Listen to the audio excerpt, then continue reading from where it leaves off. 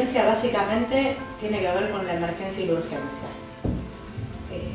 Mi atención hacia ellas es una vez que se deciden hacer una denuncia o una vez que lamentablemente terminan lastimadas por la agresión que recibieron en algún centro asistencial o en algún hospital. Y la experiencia es bastante variada, pero es muy rica también, porque por lo general llegan los casos extremos. Cuando una mujer llega a hacer una denuncia es porque llega cansada de la agresión recibida, es porque algo grave sucedió, o lo que suele pasar en muchísimos de los casos es cuando el agresor, el violento, que por lo general está dentro de la casa, atacó a alguno de sus hijos.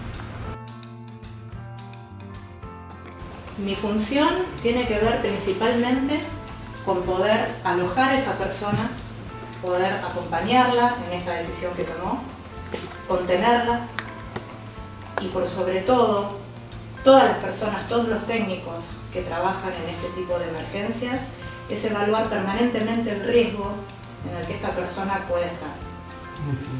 Hay que profundizar, hacer varias preguntas para poder entender hasta dónde es el riesgo, si el riesgo terminó, si sigue, si está en ese momento y si va a continuar a la hora siguiente.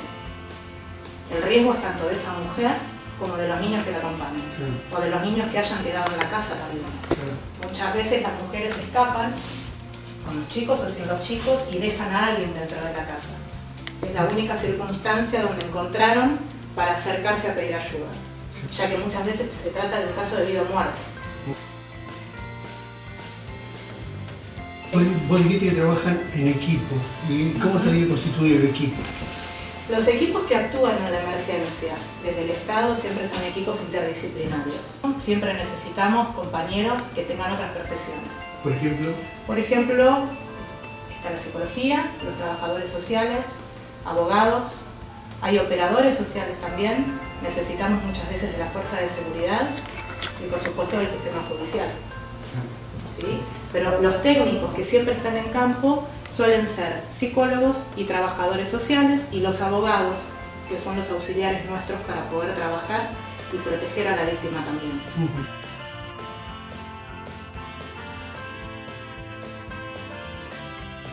Después de la violencia suceden muchas cosas. ¿Por ejemplo? Primero, tenemos, como te comentaba, una persona a la cual debemos contener, a la cual debemos saber escuchar y de ninguna manera cuestionar. ¿Sí? Nuestra principal función siempre es no revictimizar. Después de esto hay que saber esperar, ¿sí? Porque esta persona necesita entender lo que le pasó, necesita salir de esa naturalización de la violencia, entender que eso está mal, que nadie tiene derecho a hacerle lo que le hizo, ni a ella ni a sus hijos. Y una vez que esto sucede, una vez que esta persona está un poco más tranquila, se puede empezar a trabajar desde algún tratamiento psicológico, cual sea.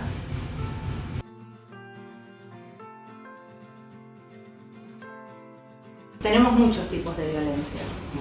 Lo que es importante destacar es que cada vez que tenemos violencia física, siempre están los otros tipos de violencia, porque la violencia psicológica es la principal. Allí empieza todo. La violencia física tiene más que ver con una conducta y con lo que podemos ver a través de un moretón, un corte, una caída de dientes, quemadura de pelo, bueno, todas las lesiones físicas.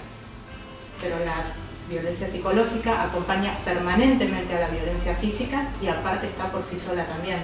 Y generalmente es previa. Generalmente es previa.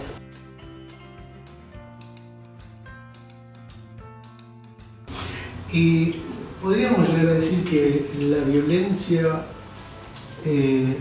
digamos, el patrón de violencia tiene como fondo la sexualidad.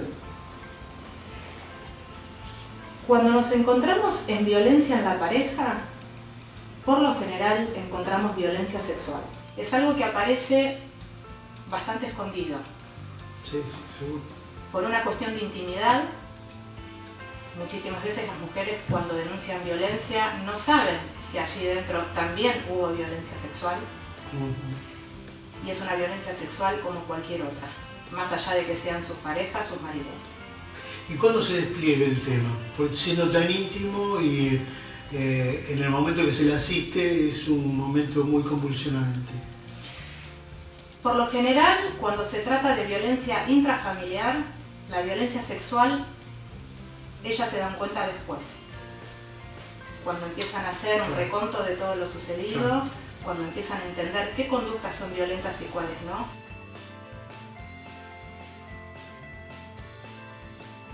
Precisamente, hagamos la diferencia entre varón y hombre, que vos lo dijiste en una forma intencional, sí. Y entre la agresión y la violencia. Sí, yo me estoy refiriendo al varón para que conste que me estoy refiriendo al ser masculino, ¿sí? Ya que bueno, cuando se habla de hombre puede dar a confundir, o cuando se habla de hombres se puede confundir, porque es habitual que se utilicen el plural de los seres humanos, incluyendo hombres y mujeres. Y yo me estoy refiriendo específicamente, cuando hablo de este tipo de violencia hacia las mujeres, al varón.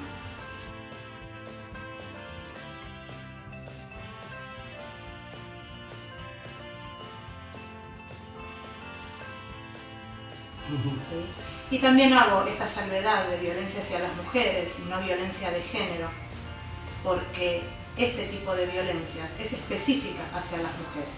Tiene que ver por la condición de ser mujer que se le ejerce la violencia a ella. Hablando de la condición de ser mujer, mi hipótesis, que es una hipótesis más psicoanalítica, que podemos coincidir o no, ¿por qué crees que se da el tema de la violencia? La hipótesis mía es que el horror del hombre es lo femenino, que le resulta insoportable al hombre. Y en determinadas circunstancias, las cuestiones de lo femenino se desatan en un lugar donde no puede ser controlado por el hombre. Bueno, puede ser que al final coincidamos en tu planteo. Yo entiendo que la violencia tiene que ver con una cuestión de educación, principalmente. Desde el vamos, que exista la violencia, y cuando hablamos de violencia estamos hablando de un poder ejercido sobre otro. Estamos hablando de no considerar al otro un sujeto, sino un objeto de su pertenencia, ¿sí? El hombre ejerce poder, toma lo que cree propio, y no solo a la mujer, sino a sus hijos también, ¿sí?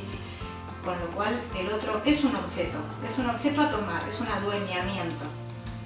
Entonces, siempre que hablamos de violencia, estamos hablando de un poder, y de un poder intencional. Esto está avalado por nuestra educación. Está bien, pero ¿uno cree que la mujer participa de eso, de ese apropiamiento? ¿En qué sentido vos te estás En el preguntando sentido, digamos, cómo sería? claro, ¿por qué no se niega a una mujer a ser propiedad de un hombre o de un varón? Es que el varón ya considera que la mujer es de su propiedad. No se lo plantea, no es una negociación. ¿Y por qué la mujer no se lo plantearía? En el sentido de que yo no soy tu objeto. Muchas veces se plantea y muchas veces no.